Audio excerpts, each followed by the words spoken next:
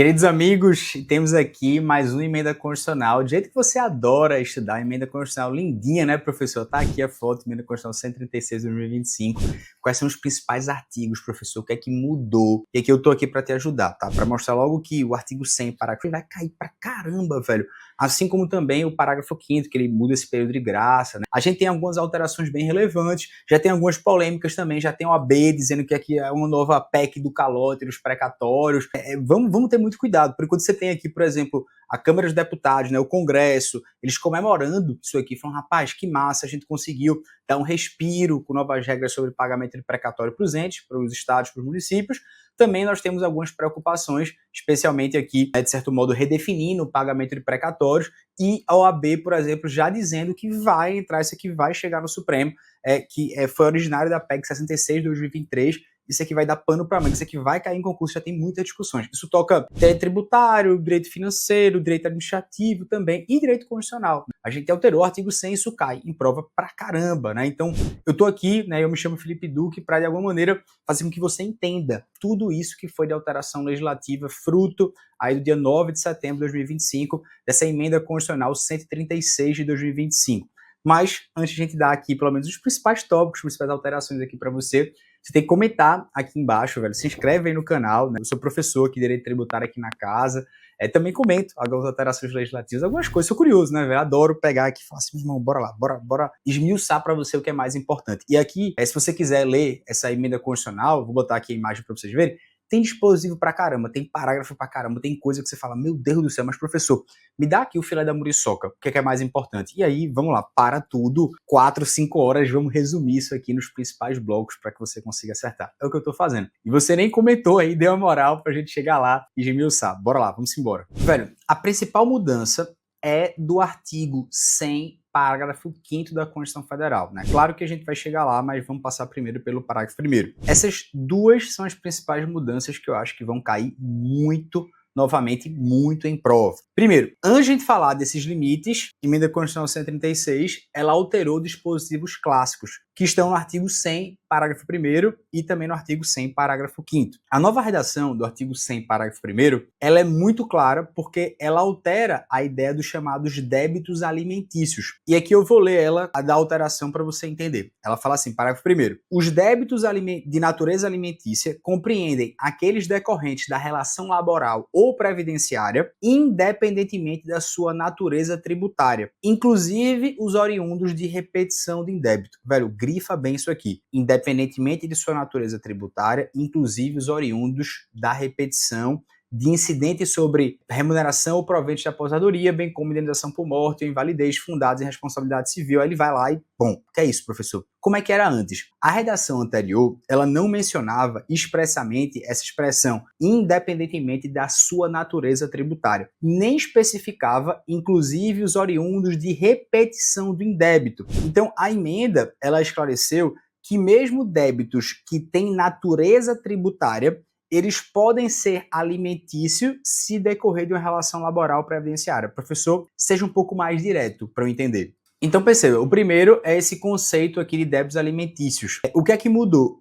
Agora está cristalino que mesmo quando a gente tem um débito que tem origem tributária, se ele decorre de uma relação trabalhista ou de uma declaração, uma relação previdenciária, por exemplo, o cara pede uma restituição de imposto de renda sobre o salário dele, ele vai ter natureza alimentícia e, consequentemente, ele tem preferência no pagamento. Isso resolve uma grande controvérsia jurisprudencial sobre as repetições de débito tributário sobre essa remuneração que tinha ou não tem natureza alimentícia. Bom, se na fonte tem, também na repetição vai ter, é o que diz essa nova emenda constitucional. Então, o servidor tem um desconto indevido de imposto de renda sobre sua remuneração, sua aposentadoria. Agora ele tem uma garantia constitucional expressa de que ele vai receber aquele dinheiro de maneira preferencial, mesmo sendo um crédito que é de origem tributária. Agora, a segunda modificação, que também é muito impactante e vai cair muitas questões, eu vou botar várias questões aqui de redação anterior, para você ter. E vou colocar aqui rapidamente também alguns entendimentos jurisprudenciais, só para você ver aqui o vídeo não ficar tão longo mesmo. Questões, entendimentos jurisprudenciais sobre essa parte desse período de graça, né, que a gente chama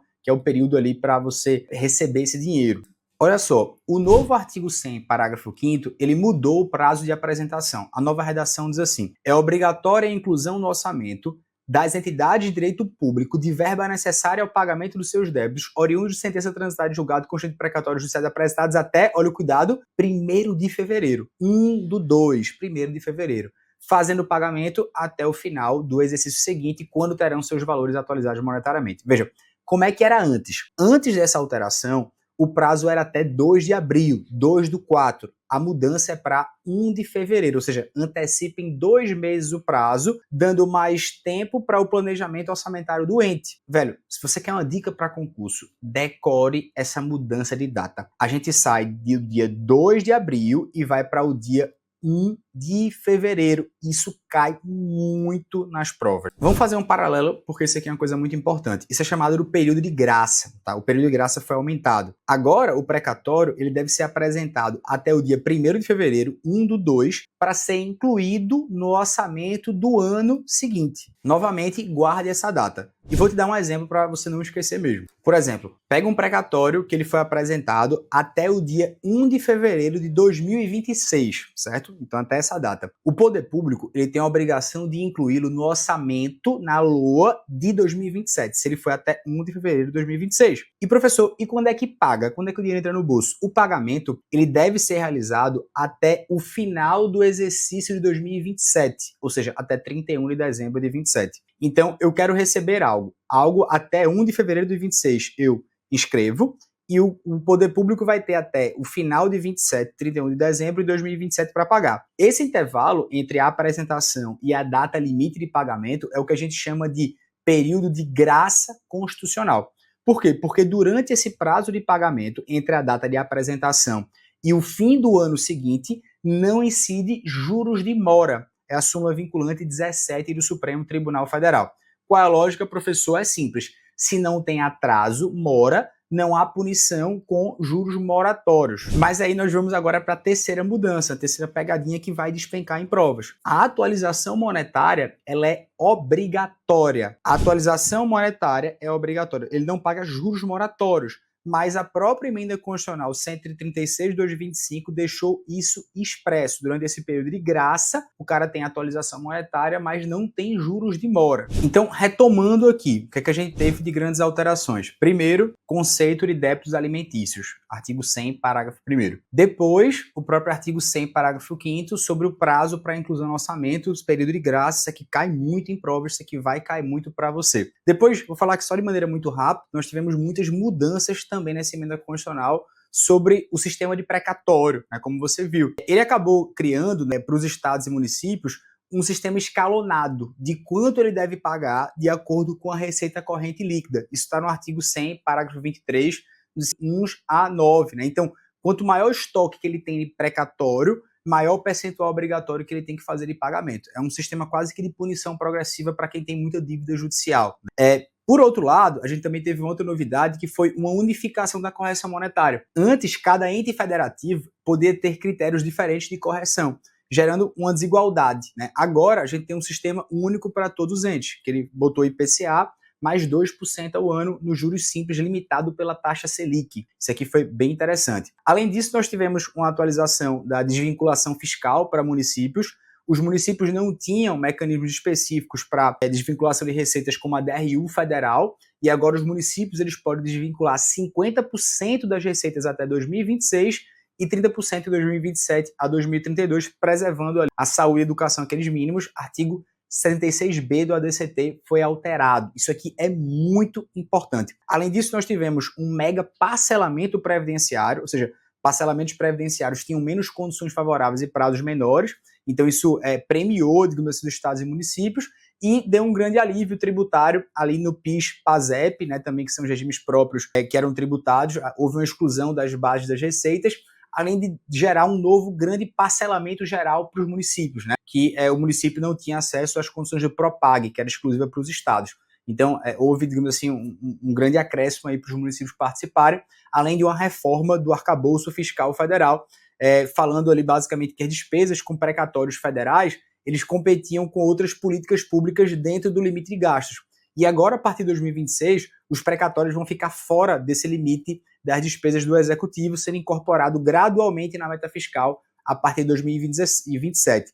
Bom, um exemplo prático para você entender É como se ele reconhecesse que o precatório ele é uma despesa obrigatória judicial, que não pode competir com política discricionária. Então, se o governo federal tem 100 bilhões em precatórios para 2026, esse valor não contará no limite de despesas, né? A partir de 2027, pelo menos 10 bilhões, 10%, contarão na meta fiscal, aumentando 10% ao ano. Bom, em resumo, isso evita que decisões judiciais travem algumas políticas públicas para tentar conter um controle fiscal gradual. Velho, o que é que eu acho que isso aqui é importante nas provas, tá? Alta probabilidade. Um grande resumo aqui para você. De maneira geral, as alterações do artigo 100 são muito importantes, especialmente isso aqui que a gente começando pelo que mais cai.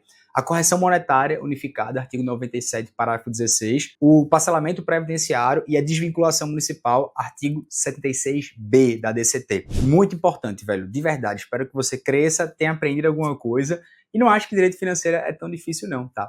Mas, de fato, as alterações, elas estão aí, a gente tem que estudar, isso vai cair na prova, e se você está prestando atenção nesse vídeo, eu quero saber do seu comentário se você conseguiu aprender alguma coisa. Muito obrigado, fica com Deus, acerte isso aí, que eu quero ver você comandando. Eu vi aquele vídeo. Irmão, vai ter pipocada de questão sobre isso, uma pipocada mesmo. Você vai vir depois e comentar, caiu em tal concurso, caiu em tal concurso. Bora lá.